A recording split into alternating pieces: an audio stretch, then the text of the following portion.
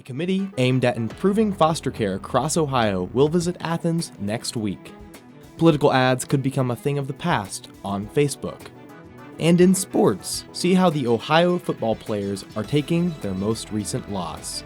Newswatch starts right now.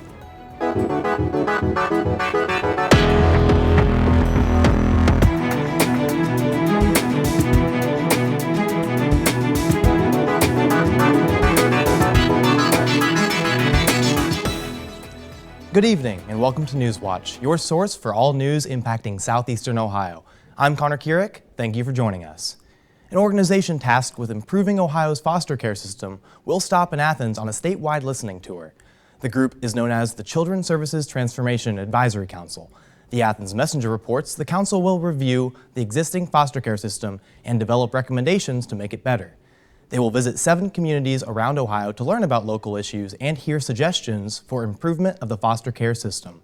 Athens is the first stop on the statewide tour, with the meeting taking place at the Athens Community Center on November 13th from 6 to 8 p.m. The effects of a rejected countywide sales tax increase are still not yet clear. According to the Athens Messenger, it was estimated that the tax increase would generate around $1.5 million per year. The increase had been put on the ballot in the hopes that half of the proceeds would go towards funds for the Athens County 911, who are still in need of improvements. The other half would be split between the Athens County Sheriff's Officer and the county's general fund. Athens County 911 is facing a projected deficit of just over $25,000 in 2020, which would grow to just under $220,000 in the next year. 2 electric aggregation ballots have failed in Coolville. Electric aggregation allows for local governments to shop for a utility supply contract that covers the whole community.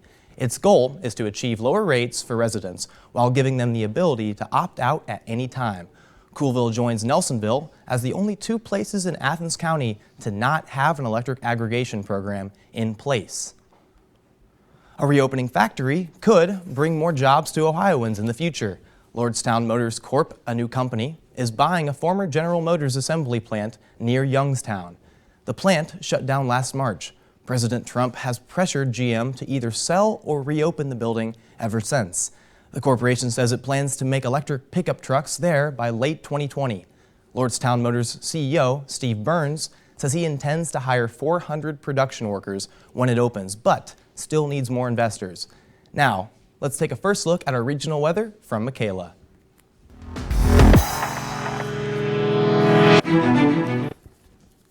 Welcome to the Newswatch Weather Center. I'm forecaster Michaela Gruss. Overall today, we saw a very gloomy, rainy, cold, windy day out today. Now, currently in Athens, we're looking at 35 degrees with those cloudy conditions, and across the region is pretty much the same story as we're seeing those lower 30s in most of the viewing area. We're taking a look at 32 up in Newark, 32 in New Lexington, 37 over in Marietta, and then in New Martinsville, we're seeing 39 degrees. So that is our hot spot for the region right now. But as I said, those colder conditions are starting to affect us here in at least Southeast Ohio. And for the next couple of days, we are going to see colder 30s to lower 20s for our lows for most of the day as we go into the next couple of days. Now, with those colder conditions, we are going to be seeing a potential, sadly, for snow on Monday, Connor. So what are your thoughts on that? Well, sounds like snow could be on the way soon. So what could you say that folks could do to stay prepared? To get prepared, have that heavy jacket with you and make sure to stay in and on top of your local news and weather. Thank you, Michaela. Now, Sherrod Brown has praised fellow Democrat and Speaker of the House, Nancy Pelosi, following an attack by Senator John Kennedy. All of this comes as the impeachment inquiry into Trump and his dealings with Ukraine continue to move forward quickly. Brown's comments come after Kennedy had some choice words to describe the current Speaker of the House. Speaker Nancy Pelosi is trying to impeach him.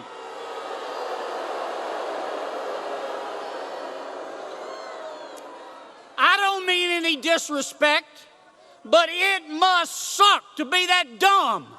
for him to say that about Nancy Pelosi is so off the mark. She's the best. As I say in my book, Desk 88, she is probably the best, even more than Lyndon Johnson, the best leader of a political party in either house in this Congress in 100 years. And we will continue to update you as we have more information about the things surrounding the inquiry. A former Ohio elementary school principal has pleaded not guilty to having sexual contact with 6 young children. According to the Zanesville Times, recorder 32-year-old Corey Marling pleaded not guilty to 11 counts of gross sexual imposition.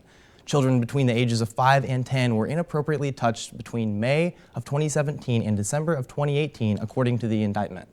Marling was removed from his post as principal of Frazeysburg Elementary in February.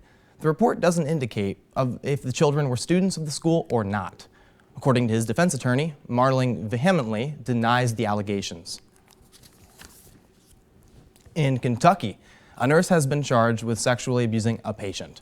48-year-old Scott Dorsey has been accused of touching a woman inappropriately and repeatedly asking if he could videotape her. Dorsey was unknown to the woman, and he was later fired for his actions. Documents assert that Dorsey had prior complaints of unwanted sexual contact with patients, but it is unclear if he was disciplined over them or not.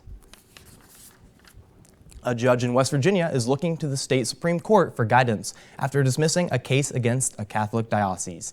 The case alleges that the Diocese of Wheeling-Charleston knowingly employed pedophiles and covered up arguably criminal behavior. Circuit Court Judge J.D. Bean tossed the suit until it is decided whether the case violates rules about the separation of church and state. The case was filed in March under the state's Consumer Protection Act. Ohio is one of over a dozen states that has been affected by a large-scale smoked salmon recall. The recall has occurred over fears of possible botulism, a type of food poisoning. Botulism can cause dizziness, abdominal distension, double vision, general weakness, and in some cases, it can be fatal. The potentially tainted products are being recalled by the Millstream Corporation. No related illnesses have been reported thus far. Attorney General William Barr refuses to clear President Trump. And see how those affected are recovering from the gruesome attacks in northern Mexico earlier this week. These stories and more when Newswatch returns. On Life from Above. Looking down from space, satellite cameras capture the dramatic ways our planet is changing, revealing the powerful forces that influence our world. From the seasonal cycles that come and go, to the way humans are impacting the Earth. Discover the incredible ways our planet changes, as you've never seen them before.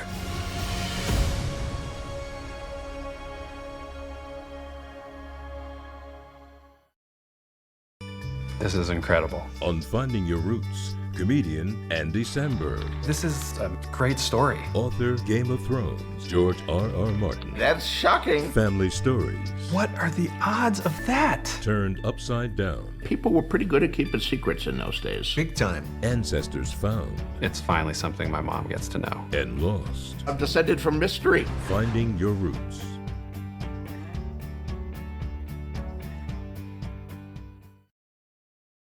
Our planet is filled with creatures both great and small. But it's often the Goliaths that capture our attention. Being the biggest beast ever, or simply the biggest of your kind, has its advantages. But it also comes with challenges. Take a closer look at how these oversized animals overcome some of life's big problems.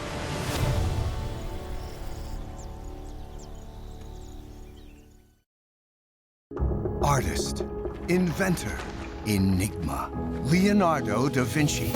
Leonardo embraced mystery. Is science the key to his Mona Lisa? This is the beating pulse underneath her skin.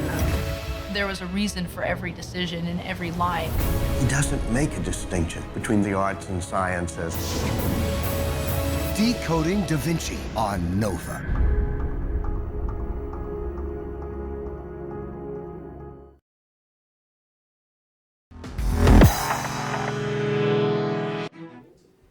Change could be on the way for political ads on Facebook. A source tells CNN the social media giant is considering changes to its current policy on political advertisements. The company is exploring limiting how ads can be micro-targeted, tweaking the design of ads so they are more prominently labeled and including more information about the political advertisers. Facebook has been the most criticized for not fact-checking politicians. However, that policy was not listed among those being considered by the source. Attorney General William Barr refused to hold a press conference clearing President Trump of any wrongdoings regarding his conversation with Ukraine's leader. That's according to the Washington Post. The paper reports Trump asked Barr to hold the news conference around September 25th, the same time the transcript of the call between Trump and Ukraine's president was released. Even though Barr did not hold the news conference, the DOJ still gave the president nearly everything he wanted. The department publicly announced that criminal division prosecutors found no wrongdoings by the president. It also released a memo stating the intelligence community's inspector general did not have to turn over a whistleblower complaint to Congress. The Justice Department did not respond to CNN's request for a comment on the Washington Post report. In a stark warning to his allies, French President Emmanuel Macron accuses the United States of turning its back on NATO, the cornerstone of defense in Europe. Macron says that Europe can no longer rely on America to defend NATO allies, adding, quote, "What we are currently experiencing is the brain death of NATO." Macron suggests that NATO countries need to reassess their new reality in light of the lack of commitment from the United States. Macron says that changed squarely on the leadership of U.S. President Trump, stating that he does not share our idea of the European project. The first funerals for the victims of the horrific massacre in northern Mexico were held today. 9 American women and children, all members of the same Mormon family, were killed in a gruesome attack earlier this week. Investigators are still trying to determine who's behind the carnage and why. CNN's Matt Rivers spoke to a family member of the victims about the tragic experience, and here's what he had to say. Well, that's the thing. We have no explanation for it. I mean, what kind of men opens fire on women and children? Because they knew they were women and children. And why did they do it? The only explanation that people have put out there that's half logical is that the people that did it to provoke some kind of reaction. In other words, some kind of they use these people as bait of some kind for some reaction. That's the only thing we can understand, because we haven't been threatened, at least not in any way to suppose that women and children would be murdered. And 9 members of a cross-border fentanyl smuggling ring were sentenced at a public hearing in China's northern Hubei province on Thursday. The sentencing was presented as the culmination of the first case China and the U.S. had worked on together that led to a successful conviction. Stephen Jiang reports. A court here in northern China on Thursday convicted 9 people of smuggling fentanyl to the U.S., giving one of them a suspended death sentence while 2 others received the penalty of life imprisonment. The successful sentencing, says the senior Chinese official, especially the heavy sentencing of the principal criminals, fully demonstrates the Chinese government's firm stance and determination to severely punish fentanyl-related crimes. Thursday's court case began with a tip from the U.S. authorities in August 2017 involving only a nickname and a single phone number. In this video released by China's National Narcotics Control Commission, Chinese authorities say after 3 months of investigation, they busted a drug ring in a series of raids across the country, rounding up suspects who made fentanyl in a Chinese lab before sending them overseas in postal packages. A U.S. official also highlighted the success of this joint investigation. Chinese and American investigators have the capacity to collaborate across international borders, bringing those who would harm our respective communities to justice. Despite these positive comments on Thursday, both China and the U.S. in the past have been critical of each other's work in tackling the fentanyl crisis. U.S. officials continue to blame China being the main source of fentanyl found in the U.S., as the deadly synthetic drug kills thousands of Americans each year, with the issue becoming an important part of the White House policy agenda.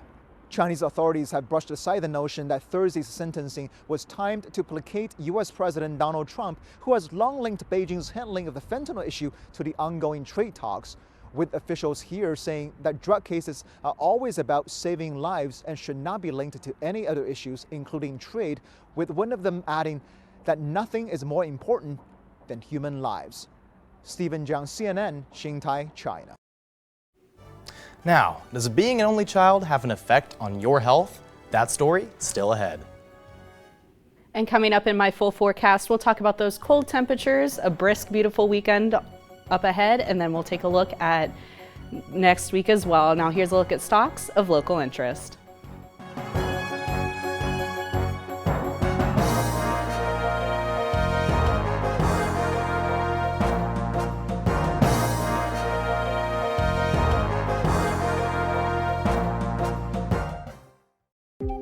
Native Americans have fought in every war that the United States has been part of. There's a tradition in every Indian family of fighting for the United States. Protecting our land, our family, our community, that's part of the warrior tradition. I've always wanted to be a soldier. I didn't want to be anything else. I wanted to be a warrior.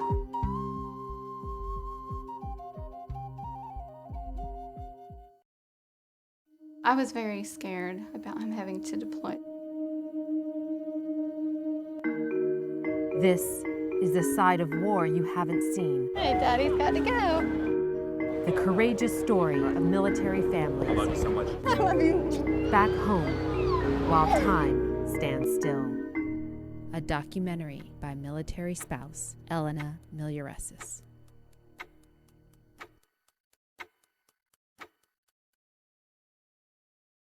Americans couldn't do anything in Iraq or Afghanistan without local people. I never thought I would ever become friends like this with an Iraqi. I told him, dude, when you leave, what's gonna happen to me?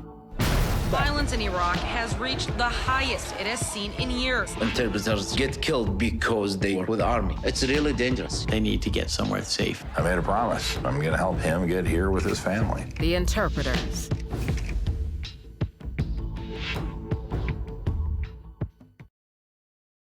This is incredible. On Finding Your Roots, comedian Andy Samberg. This is a great story. Author, Game of Thrones, George R.R. Martin. That's shocking. Family stories. What are the odds of that? Turned upside down. People were pretty good at keeping secrets in those days. Big time. Ancestors found. It's finally something my mom gets to know. And lost. I'm descended from mystery. Finding Your Roots.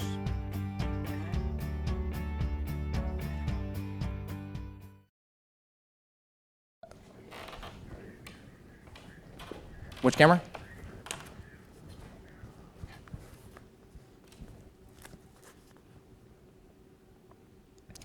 Climate change protests, specifically ones led by Swedish teen activist Greta Thunberg, have prompted an addition to the Collins Dictionary. Climate strike is Collins Dictionary's word of the year.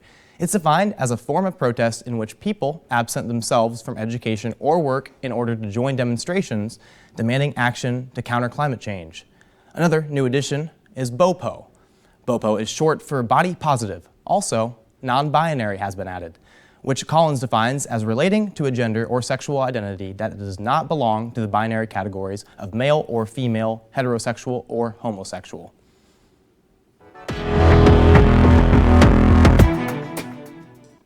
Welcome back to the Newswatch Weather Center. I'm forecaster Michaela Gress. Now currently we're looking at 35 degrees with those cloudy conditions and those cold conditions as well. And luckily that rain is out of the area for right now.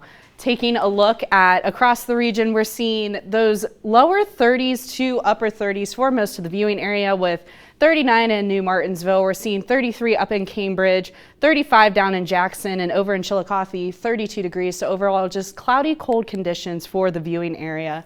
Taking a look at our precipcast, we're seeing this high pressure system sitting off to our west, which is allowing for those clear conditions for our current conditions right now. And then into tonight as well, that high pressure system will stay, which will mean, hey, there's no precipitation in our area for right now. And taking a look at tomorrow, it's the same story. But if you look off towards Minneapolis, you are seeing that precip up towards the north. That is something that we might see coming our way on Monday. Well, I'll talk more about that in just a moment. Now tonight in Athens, we're looking at 22 degrees, cold, and there is a possibility for a slight shower a little early, but nothing too extreme. So if you are going out and about tonight, make sure that you have that heavy winter jacket with you. Taking a look at tonight across the region, we're seeing 20s for most of the viewing area, 24 in Marietta, 23 down in Ripley, 24 in Ironton, and 22 up in Newark. So overall, just very cold, very brisk conditions for tonight. Now, as we take a look at hour by hour for Athens tomorrow, bus stop forecast 8 a.m. we're looking at 24 degrees, so make sure the kiddos have that heavy jacket with them, but it will be sunny. And as we take a look at noon, 35 degrees. And then as we look at 4 o'clock, we're seeing 37 with partly cloudy conditions. So that sunshine will be out, but the breeze, it's going to be quite frigid.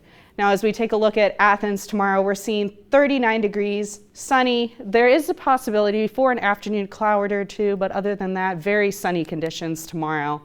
And as we look across the region, we're seeing upper 30s, some lower 40s for most of the viewing area, some 39s, 40s, 41s, but overall just that beautiful sunshine will be out to stay tomorrow.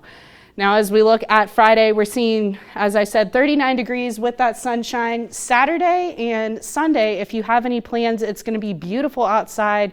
No potential for any rain or precipitation, but it will be partly cloudy. And as we take a look at Monday, this is when we do see that potential for some snow coming into the area potentially, and it will be 44 degrees, but it will probably be more rain than snow, but we'll be able to tell a little closer to the day. And then as we look at Tuesday, take a look at that 30 degrees for our high. Very, very cold.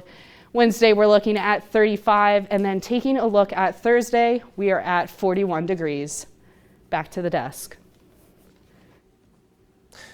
Children with no siblings may be at higher risk for a common health condition. Mandy Gaither has more in today's Health Minute. More than 13 million children and adolescents in the United States struggle with obesity, and a new study published in the Journal of Nutrition, Education, and Behavior suggests children without siblings may be more likely to be obese. The study researched and compared 27 only children and 41 children with siblings. It determined children without a brother or sister had less healthy eating behaviors. Mothers who participated in the study completed questionnaires and a child dietary log. According to the Centers for Disease Control and Prevention, childhood obesity is most prevalent among 12 to 19-year-olds. While the study doesn't provide answers on why only children are more likely to be overweight, the hope is to build on this body of research and make parents aware of the increased risk in an effort to prevent excess weight and obesity in children. For today's Health Minute, I'm Mandy Gaither. The CDC says Hispanics are most likely to be obese, followed closely by non-Hispanic African Americans. Now Tommy Garverick has our sports.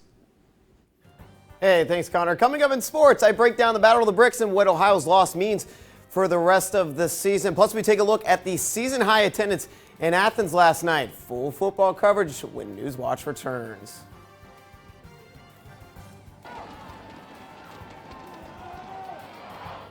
And here's a look at what's coming up tonight on your public television station.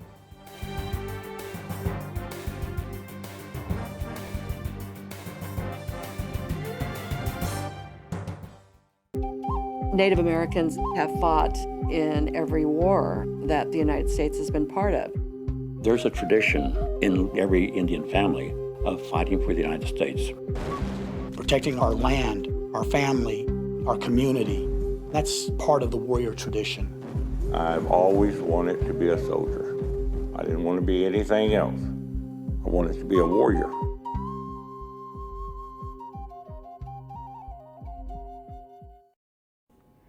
What's up? My name is Joseph Hennessy. I am the host of the 21st season of Gridiron Glory. We are super excited to be back on the air. Make sure to tune in every Friday night at 11:30 p.m. on WOUB PBS, and make sure to keep up with all of our social media on Facebook, Twitter, and on Snapchat. Now, just a couple of these teams. Did Jackson come out of the FAC? Is River Valley the dark horse? Who knows?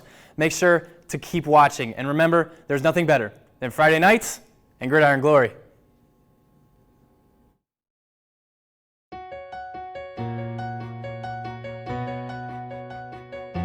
Posibilidades. Tu día está lleno de ellos. Y PBS ayuda a todos a descubrir los suyos. cualquier momento y en cualquier lugar. PBS, siempre contigo donde estés. Americans couldn't do anything in Iraq or Afghanistan without local people. I never thought I would ever become friends like this with an Iraqi. I told him, dude, when you leave, what's gonna happen to me? Violence in Iraq has reached the highest it has seen in years. Interpreters get killed because they were with the army. It's really dangerous. They need to get somewhere safe. I made a promise. I'm gonna help him get here with his family. The interpreters.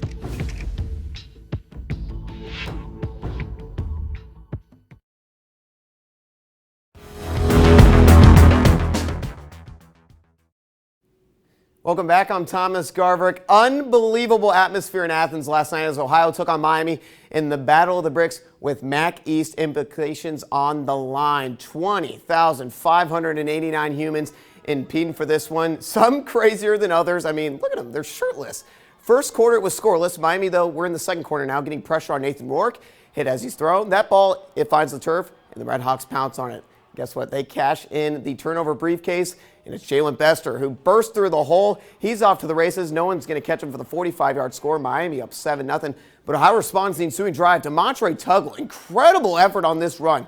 He gets slingshot in motors for 50 yards, injecting some life into the Bobcat offense. A few plays later, it's Rourke throwing a bullet to Tyler Walton for the touchdown. We're tied at 7 at the break. Second half action now. Brett Gabbert lets this one fly. Check out this play by Jackson Roynton. The concentration. After review, it's called a touchdown.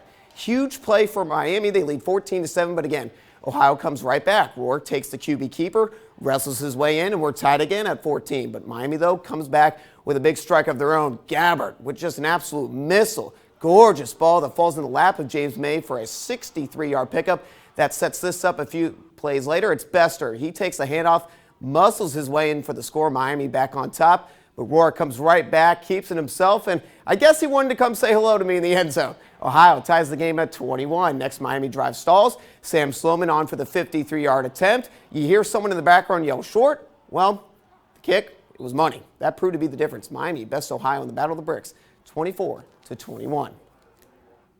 So now where does this leave Ohio? Well, their MAC championship hopes took a big shot with the loss, leaving a pretty dejected football team after the game. The right approach right now is to think about finishing the next three games, and more specifically looking to Western Michigan. But to be honest, it's pretty tough right now to think about that. You got 24 hours to think about this one, and then you got to put it behind you. Look forward to the next 3 games and do what we can continue to do.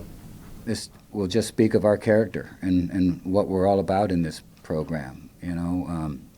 Obviously we want to win a MAC championship every year. We want to win every game every year. And we're at a point in time where right now that doesn't look like it's going to get done. We're going to need an awful lot of help to get into the championship game. And before Nathan Rourke left that press conference last night, he and Frank Solich both made sure to talk about the atmosphere in Peyton. The 20,589 fans at last night's game were the most for a midweek game at Peyton Stadium ever. I'd like to say, though, I want to say that I appreciate the fan support that we had today. The atmosphere was really, really awesome, and whoever had a hand in creating the buzz around the game and getting the fans there was that was really appreciated. As a player, I can say that was really awesome to be a part of, and that definitely can, it was a cool thing to be a part of. So hopefully, some of the positives to take away from this game was being a part of that. So I just wanted to say that and say that we were grateful for that. We're sorry we couldn't get a dub. Echo what Nathan said there about the support really that we get during the season and during the games, and it's been great. I think the support that we get matches anybody in the MAC in terms of that, from the people in the community, people that travel in from Cleveland, from Columbus, from Cincinnati. And that's it for our our broadcast tonight. Have a good night.